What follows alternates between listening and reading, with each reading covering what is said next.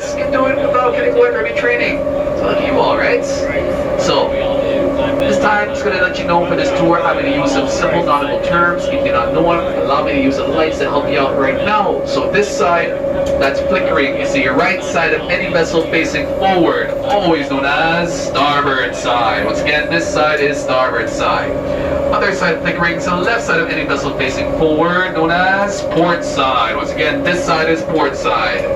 Now where I'm located waving, we call this forward. All the way to the back, we use the word aft. Once again, 2 depth gauges. Forward port, starboard aft. And now we are at 9 feet, 10 feet. So you already know how it feels to be 6 feet under, right? Yeah. So we're just going to keep our way downwards, and I can see you all are using your phones, taking pictures and all that. I highly recommend. You heard about those safety gears earlier in the sub shuttle, right? Okay, those located on your knee height level. So if you have any heavy bags on that height, please put them down on the ground.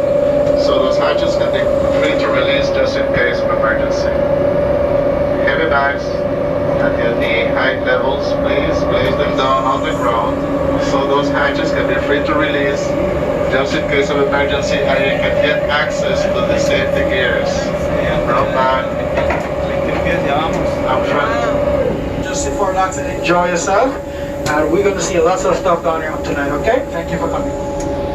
Alright, so that's our crew members. We are soon going to turn off the lights inside and turn on the lights outside. Alright, and they're hunting, but they don't use their eyes, they have no night vision, they require the sense of smell. So imagine, you wake up in the middle of the night, you're hungry, you're too lazy to turn on your lights, and you're trying to find a slice of pizza by sniffing in the dark. That's how these fish hunt. Yeah, quite difficult in the day, but nighttime we can show you the colors with no interference of sunlight. And also the predator fish come out at nights. You're gonna see other nocturnal creatures at nighttime, like your crabs, your lobsters. You get higher chance of finding squid, sharks, eels at nighttime. Can't guarantee it, but we get a higher chance. All the other daytime fish will go into the reef. Driving a submarine, no. It is flying a submarine at subsea level. That's why it's called a pilot. So our pilot is just getting so close. Alright, so he says give it 15 seconds. So we can give him a countdown. No pressure on him, right? He's already sweating now because he said that. So he's just adjusted the ballast here. The submarine is a very heavy girl, weighing approximately 80 tons, heavier than a 737 airliner. When you add our weight plus the water ballast weight, the submarine still wants to float. Right about now, the water ballast is around 7,000 pounds. So looks like we are going to turn on the lights now, because he was really sure for the 15 seconds. So as I say, let there be lights, right?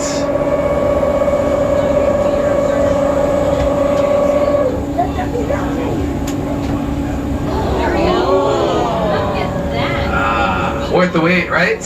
Yes. Yeah. So here we are, beautiful coral reef. You all see the reef? Yes. That's the tour. We're going right back up. Hope you enjoy it. Well, money spent. Getting a course. So like I said, all these daytime fish, they're hiding in the holes, the crevasses, the corals. So you may see little fish swimming around in the holes, the crevasses, but just so you know, they are asleep. They're asleep swimming. And if you did not realize this, fish always have their eyes open. They have no eyelids. So they're always looking out. Sleep with their eyes open. Is this the wall right here? Well, kind of. This part is not the wall. On the other side is the wall. So, yes, on the other side, yes. So, what the gentleman was asking about, if you have not heard of it, we have the Cayman wall, the Cayman drop off. So we will show it to both sides. You said snapper? Are you sure? Sí. Oh, that big fish. Okay, that big fish, that was a good check right there. Most people think it is a grouper, but sometimes you'll see this big fish swimming around who follows his, it is a cougar snapper, dogtooth snapper. So some people think it's a grouper, but it's a baby snapper. It's a baby. Oh, and I can see, if you're looking at the port side, in the distance right there, you might see a fish that's glowing. just straight ahead, if you see the little noodle-like structures, Sí, mira la purplish, esa there's era. a glowing fish, that's an orange roll vital fish. Blending in this area, camouflage, although the light's not really helping it. But still, it's just staying there to protect itself from the predator fish. So yes, for the crabs and lobsters and octopus, let me just point out quick time as we're close to the reef.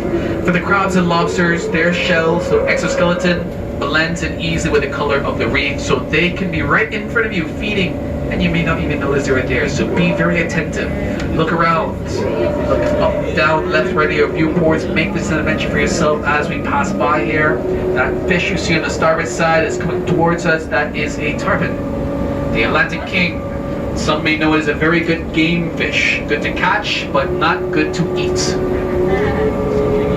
Reason why is because if you ever heard of a bonefish name, that tarpon is as bony as a bonefish. If you never heard of a bonefish, they're called bonefish because they're very, very bony. So regardless, you can't eat that fish. You can try, but yeah, there's a tarpon right there. The port side's swimming away.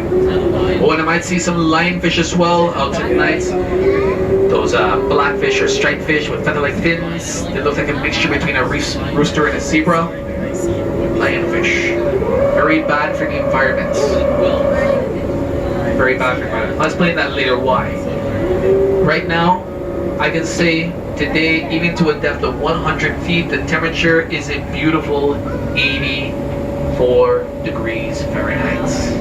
Nice and warm. Some may consider that bathwater temperature. A reverse aquarium. The fish are looking at us.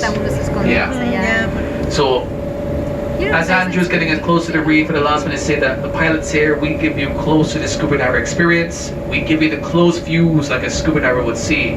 But you won't get wet and you will not feel the underwater pressure. So some say that's a good trade-off. Already at 80 feet, 81. So yes, the crabs and lobsters are always active at nighttime, feeding off in the reef.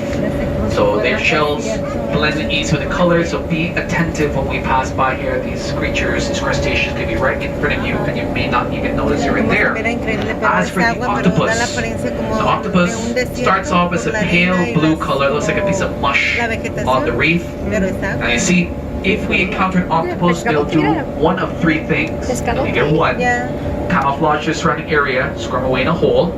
Two, shoot ink and jettison somewhere else, or for the preferred option, three, they ignore us. And absolutely nothing. So hopefully we get that third option. Yeah.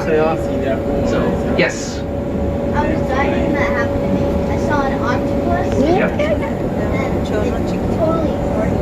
That's good. That's good. It's scary when they just shoot ink because it's a big cloud of ink. I had that happen to me. Not a fun time.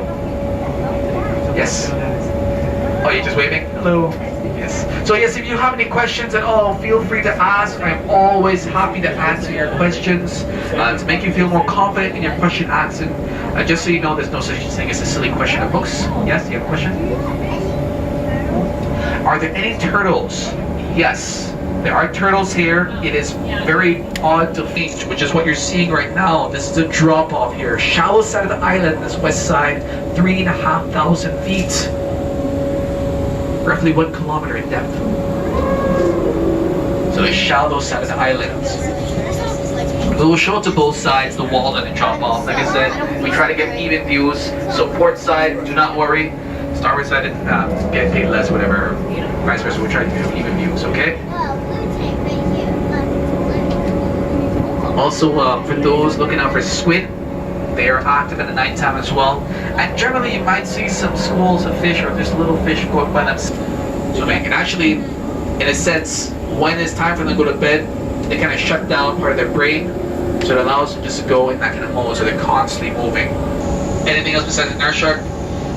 Yes, for the Cayman Islands per se, we have the nurse shark, we have the lemon shark, we have the black tip shark, we have the reef shark, the white tip shark, we have the hammerhead shark, bull shark, and tiger shark. Yeah, so we have those around here surrounding the island. Yes, you have a question? Did you know sharks feed underwater?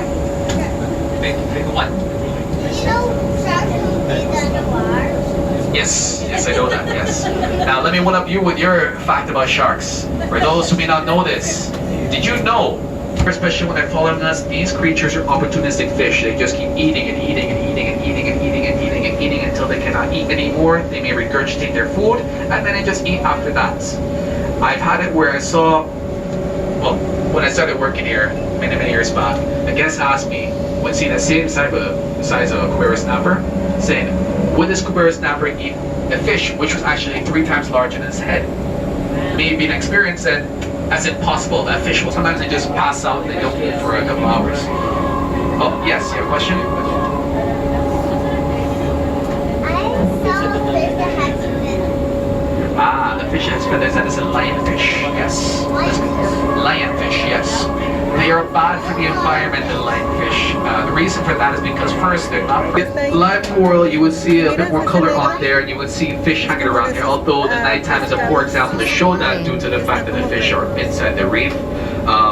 If they was dead per se, there would be no life around it and there would be an abundance of algae growing on there. The coral reef is actually quite healthy right now, thankfully. So, it's a big ship. But still, it is nice for a wreck to see. Yes, you have a question?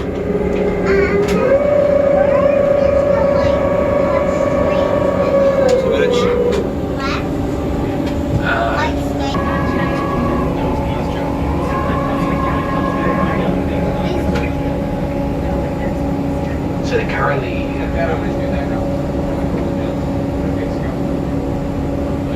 Yes, you have a question. There is no skeleton, it was just a bad joke. Just so you know, FYI, I tried the comedy club, but everyone kept running out. So I now try to get a captive audience, which is you guys. So, you're welcome. Lots and lots of sponge growth, you can see quite a bit of color, and this coral growth on here. This vessel sank here in this area around the mid-80s. If you're curious to know. So, this was a special thing for the submarine, and best to say what you saw, you did not see, okay? So what do you guys see? Nothing. Exactly. So we're gonna go onwards up into the wall, we're gonna see a